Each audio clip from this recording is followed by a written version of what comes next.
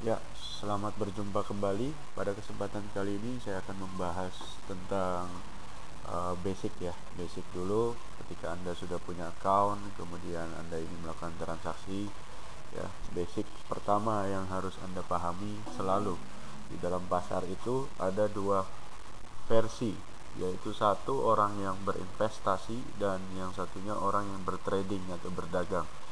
Tentunya trading dan investasi itu adalah dua cara yang sangat berbeda, ya.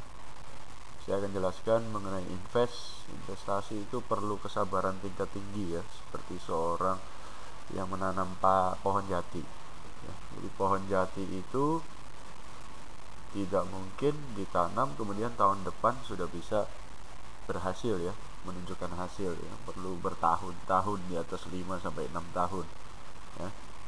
Kemudian Anda belinya di saat banyak orang sedang ketakutan, ya. Jadi bukan di saat orang sedang mengalami euforia tingkat tinggi, harga semua sedang naik, ya kan. Tiap hari Anda lihat harga saham itu naik, naik, naik. Bukan seperti itu, tapi Anda beli itu ketika pasarnya sedang buruk, jelek, semua media-media tidak ada berita bagus ya. Orang ketakutan, ya. Seolah-olah saking takutnya itu dipikir bursa itu besok tutup. Anda beli di saat seperti itu, ya. Kemudian hasil dari kesabaran, ya, kesabaran itu maksudnya bertahun-tahun hold suatu saham dari suatu perusahaan bisa memperoleh profit berkali-kali lipat, ya. Biasanya di atas rentang waktu 5 tahun.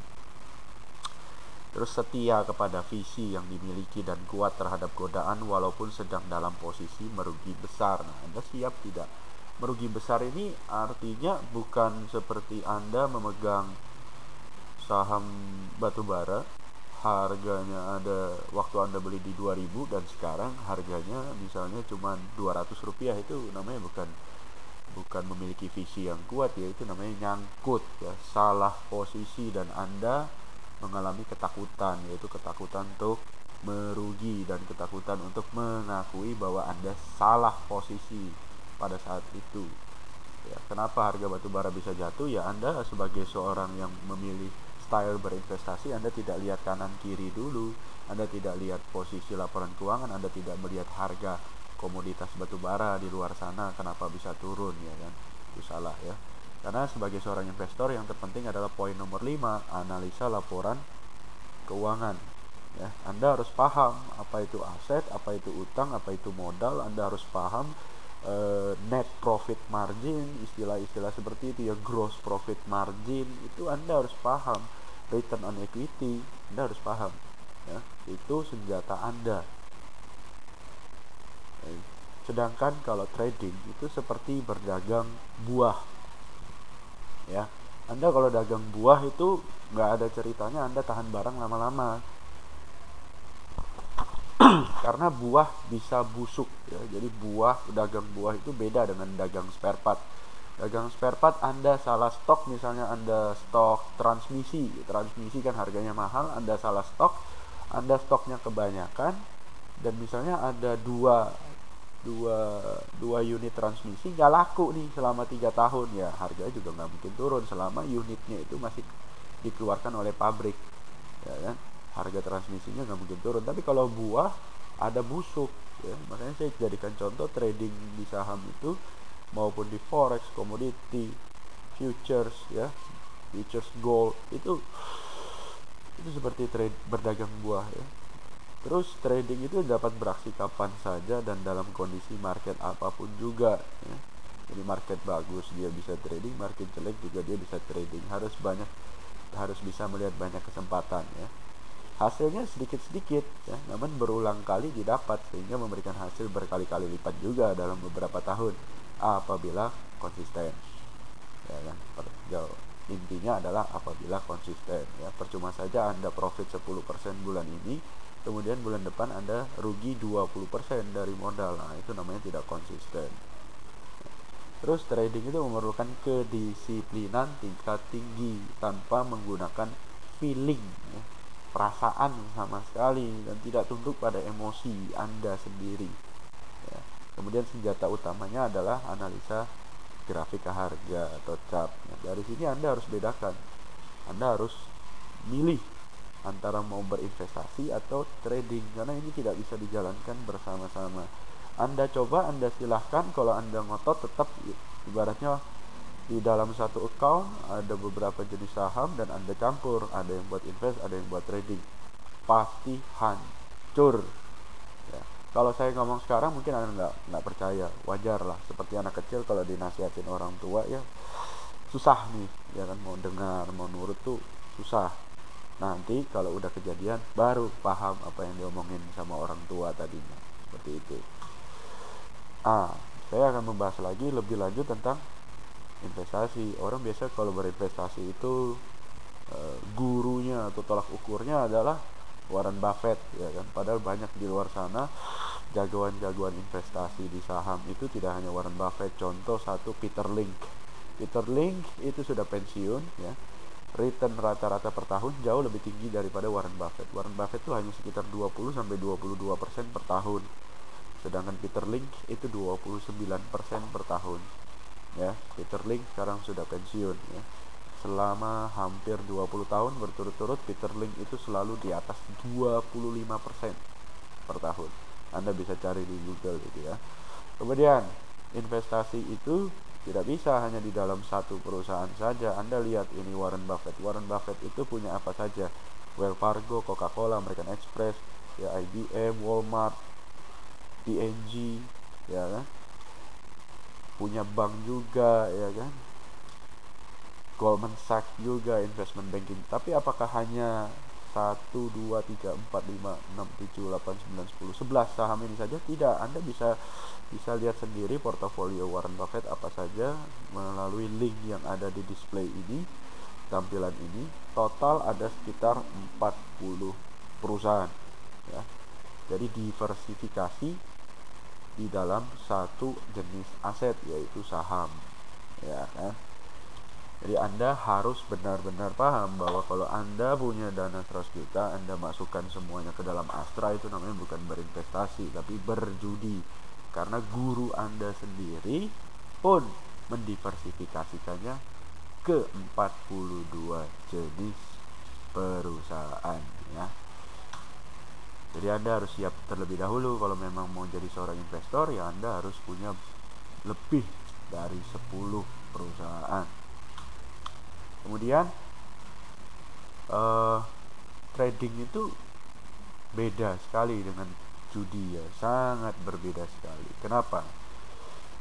Di judi sendiri itu juga ada dua kelas, yang satu profesional dan yang satu amatir. Penjudi profesional itu selalu berpegang teguh pada statistik, sedangkan amatir itu hanya mengandalkan feeling ya.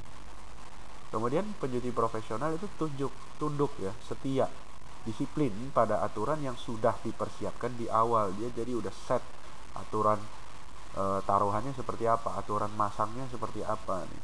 Sedangkan amatir itu nggak ada persiapan sama sekali, karena tujuannya hanya mencari ketegangan, hanya mencari kesenangan, hanya mencari adrenalin yang terpompa ya. Penjudi profesional itu punya money management ketat. Jadi ibaratnya mereka ngatur kalau pasang 100.000 kalah, berikutnya pasang berapa ya kan, harus berapa persen dari total modal keseluruhan yang dipasang, itu ada aturannya. Sedangkan kalau penjudi amatir nggak ada ya. Pokoknya fokusnya ya kalau bisa harusnya menang banyak gitu doang ya. Sedangkan penjudi profesional kalah sedikit itu juga bagi mereka adalah menang. Jadi mereka tidak harus selalu menang. Mereka bisa keluar dari kasino dengan kekalahan yang sedikit, itu mereka anggap suatu kemenangan ya.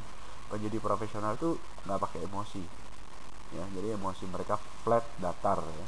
Sedangkan penjudi amatir itu terjerumus pada emosi mereka sendiri yang naik turun ya kan, karena jantung itu berdebar begitu kencangnya. Jadi ketika mereka menang, wah mereka senang ya kan, lupa ya apa yang harus dilakukan berikutnya, karena mereka tidak ada sistem. Yang penting para amatir ini adalah keluar dari kasino, mereka menang banyak, itu doang ya. Planning mereka cuma satu itu aja. Jadi mereka tidak memplanningkan bagaimana jika tidak sesuai dengan rencana, yaitu rugi. Apa yang harus mereka lakukan tuh nggak ada di dalam otak mereka, nggak ada. Penjudi profesional, nah seperti yang saya bilang, kalah sedikit itu sebenarnya menang.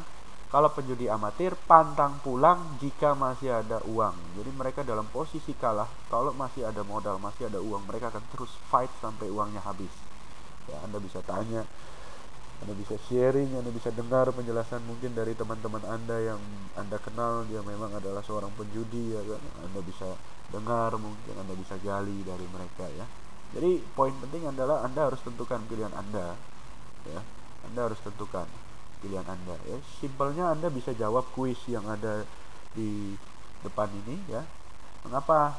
Nah, ini poin pertama ini paling penting nih. Mengapa Anda ingin bertransaksi saham, forex, komoditi atau indeks? Intinya kenapa? Why?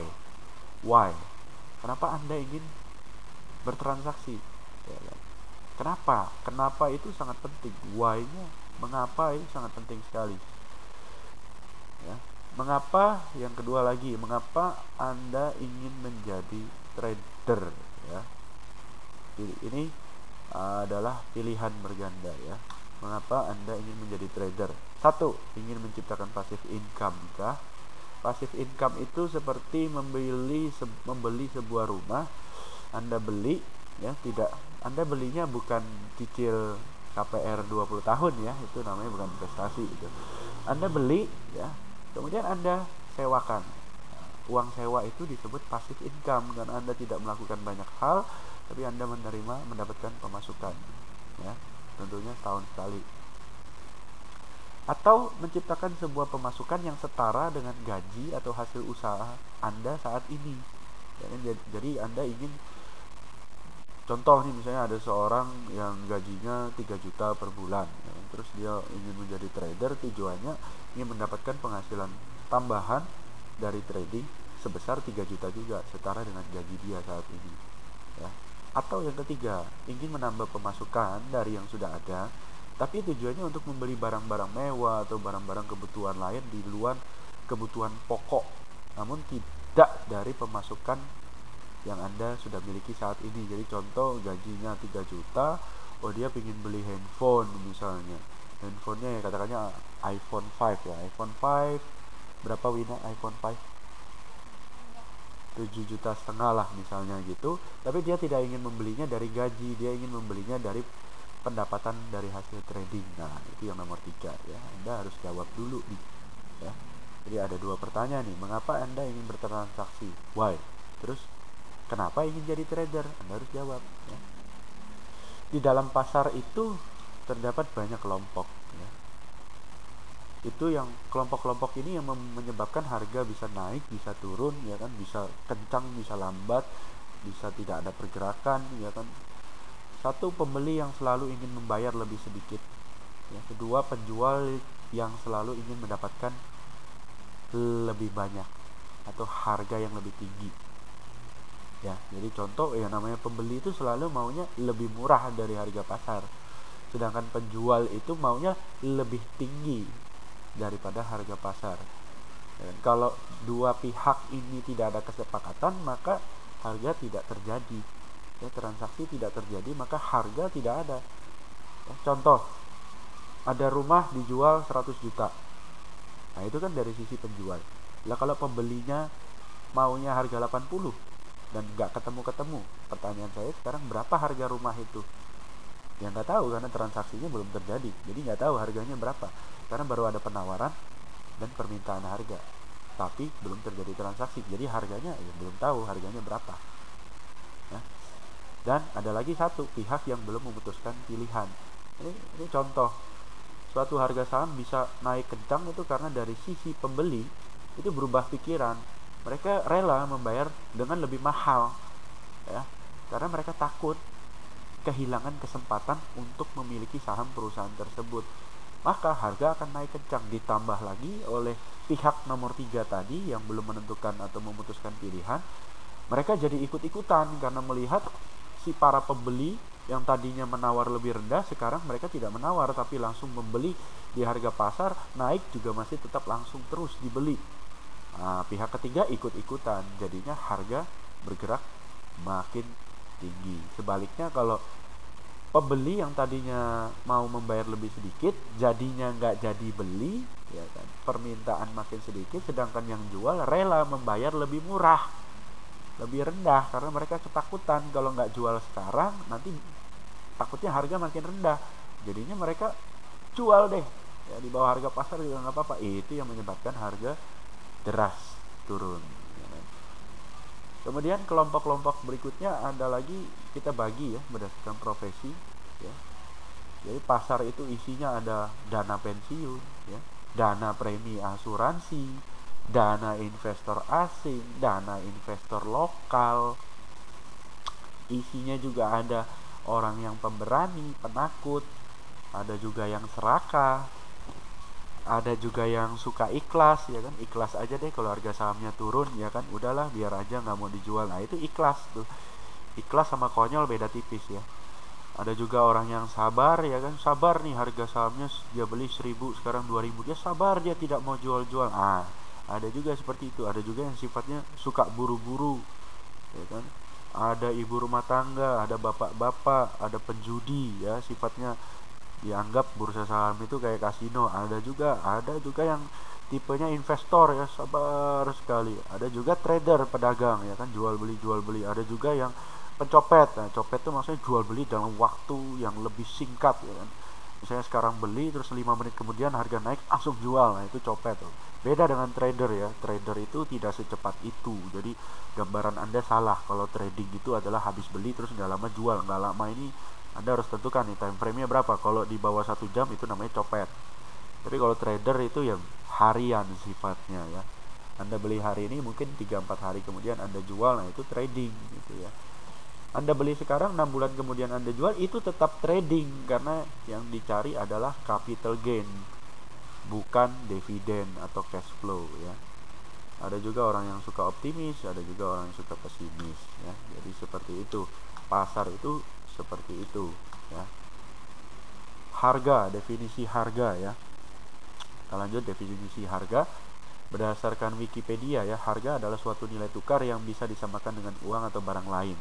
Ya, Anda bisa baca di sini. Istilah harga digunakan untuk memberikan nilai finansial pada suatu produk, barang ataupun jasa. Pertanyaannya kembali nih saya tanya, berapa harga dari durian Bangkok? Masing-masing daerah kan beda-beda ya. Makanya kenapa harganya bisa beda ya? Tergantung ada ongkos kirim apa segala macam, banyak faktor. Jadi harganya berapa ya? Kalau terjadi transaksi maka itulah harganya. Jika ada kesepakatan dari pihak pembeli dan penjual maka terbentuklah harga.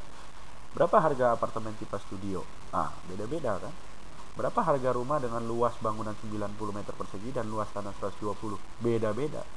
Berapa harga per lembar saham Indofood? Tergantung tanggal berapa Anda tanya. Ya kan? Berapa harga dari durian Bangkok yang sudah busuk? Ya nggak ada harganya. Berapa harga apartemen tipe studio di Aston Balikpapan? Ayo. Berapa harganya? Tergantung, jualnya susah kok sekarang ya kan, karena tingkat huniannya rendah misalnya. Berapa harga rumah luas bangunan 90 dan luas tanah 120 dari pemilik rumah yang sedang butuh uang? Nah ini ya tergantung harga dealnya berapa. Kalau Anda nawarnya cocok, deal lah itu sudah. Berapa harga per lembar saham Indofood saat $1 itu sama dengan 15.000? Nah harganya berapa? Jadi biar gampang, harga itu adalah jika terjadi kesepakatan antara pihak pembeli dan penjual, maka terbentuklah harga. Pertanyaan saya sekarang, ini adalah website dari Bank Panin ya. Anda bisa lihat kurs untuk USD itu bank beli 13.035, bank jual 13.065. Pertanyaan saya sekarang, berapa harga rupiahnya? Jadi berapa nih? $1 itu berapa rupiah? 13.035 kah atau 13.065? Pertanyaan saya sekarang. Anda kalau punya $100 kemudian Anda ingin jual, kalau Anda buru-buru Anda jual sekarang nih 13.035 nih. Nah itulah harganya. Rp1 harganya 13.035. Tapi kalau Anda sabar, mungkin Anda tunggu 2-3 hari kemudian harganya naik jadi 13.100, kemudian Anda jual, nah itulah harganya. Tapi kalau untuk hari ini harga rupiahnya berapa? 13.035 kah atau 13.065? Tergantung mana nih yang terjadi transaksi. Berikutnya, berapa harga saham Astra? 7.950 kah atau 7.975 kah? Tergantung. Apabila ada yang terburu-buru, dia tidak mau tunggu, akhirnya dia langsung jual deh di posisi 7.950, maka itulah harga saham Astra, ya kan? Atau ada juga sebaliknya, orang yang sama nih, terburu-buru, dia ya sudahlah, nggak apa-apa, beli di 7.975, langsung ambil harga di posisi over atau kanan, maka itulah harga saham Astra, ya kan? Saya kasih contoh lagi, berapa harga saham Indofood. Ini adalah grafik saham Indofood di bulan Juni 2008 sampai dengan Maret 2009. Anda lihat Indofood itu pernah mencapai harga 2.500 ya, di sekitaran bulan Juni 2008 terjadi krisis global, harga Indofood terjun ya, dalam 3 bulan ya, bukan dalam 1 hari ya, dalam 3 bulan. Ingat, dalam 3 bulan ya, jadi tidak ada ceritanya orang transaksi di saham tuh bangkrut ya. Bangkrut tuh modal 100 juta, duitnya habis, itu tidak mungkin. Anda lihat ini dalam 3 bulan Indofood 2.500 terjun sampai terendahnya adalah di harga 820. Berapa harga Indofood sekarang, saya tanya? Kenapa harganya bisa turun ya? Karena banyak orang yang merasa ini krisis, jadi malas mereka beli. Mereka nawar dan nawar. Sedangkan yang punya barang itu ketakutan karena beritanya begitu buruk di luar sana. Jadi mereka rela menyerah terhadap penawaran yang rendah tadi. Mereka jual. Kenapa? Takut besok harganya turun lagi, lebih baik jual sekarang. Akhirnya harga itu turun sampai 820.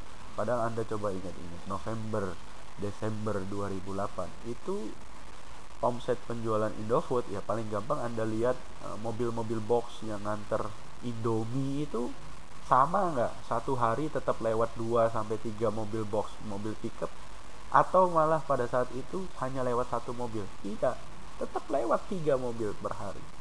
Jadi sebenarnya harga itu ditentukan oleh psikologi pasar, ketakutan ya, optimisme, pesimisme ya. 2008 Indofood tetap berjalan, perusahaannya seperti apa adanya, seperti biasanya ya. Tidak ada perubahan ya. Jualan mereka tetap laku, tapi kenapa harga sahamnya bisa jatuh dalam seperti itu?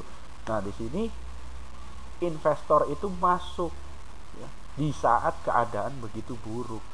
Di saat orang berpikir ini jangan-jangan bulan Desember 2008 bursa saham tutup nih. Di saat itulah para investor masuk, di saat beritanya tidak ada yang bagus ya. Saya yakin kalau ini terulang, Anda pasti juga tidak akan berani beli Indofood di harga 820. Saya yakin sekali. Katakanlah ada pun seperti salah satu contoh teman saya, dia beli di harga 870. Saya ingat sekali, dasar pemikirannya sederhana, itu setiap hari di depan rumahnya lewat terus mobil yang nganter Indomie ya. Jadi dia berani beli. Dia jual di harga 1.000. Ya, dia jual di harga 1.000, dia hanya hold sekitar 6-7 bulan kalau tidak salah ya. Karena dia melihat ada keuntungan ya, dia jual. Anda lihat harga terus naik ya, krisis sudah mulai recovery, harga terus naik, dan Anda lihat harga Indofood pada saat ini itu ada di harga 7.400-an. Itulah buah manis kalau Anda berinvestasi, tapi Anda harus punya kesabaran 6-5 tahun.